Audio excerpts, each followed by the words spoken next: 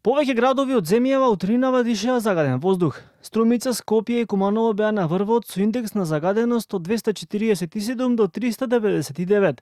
Освен нив, на листата се најдоа и Кавадарци и Крушево со индекс на загаденост од околу 170. Покаже страницата Мој воздух.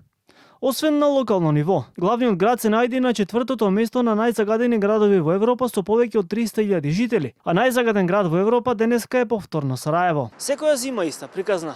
Скопје е повторно меѓу најзагадените градови во Европа со високо ниво на штетни частички во воздухот. Дел од граѓаните во главниот град велат дека се разочарани поради неизнаоѓањето на решение на деценискиот проблем. Немам прилike да идем на планину, kad bi imao prilike išao bi, tako da jedino mi ostaje budem kući, ali uglavnom gledam šetam među zgrada, koliko mogu da izbegnem ulicu, jer sa oliko vozila na ulici, to je strašno.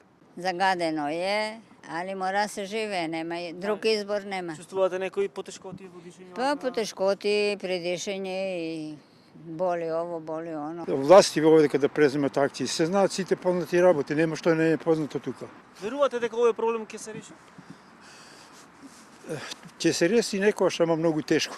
А намалување на загадувањето може да очекуваме кон средината на следната недела, за кога е најавено ветровито времено и врнежи од дожд и снег. Во текот на утрешниот ден ќе има локални врнежи од дожд и од снег, но со слаб интензитет. На повисоките места и на планините врнежите ќе бидат од дожд и од снег. Во вторник и во среда нешто и поветровито со умерен повремено засилен ветер од југоисточен правец, а во вторник кон крајот на денот, во текот на ноќта, како и во среда, се очекуваат локални врнежи од снег и наместа во текот на ноќните часови во западните делови, југозападните делови од земјава, врнежите ќе бидат пообилни. Во меѓувреме, од иницијативата Стоп за Усија најавија нов протест за 21 јануари.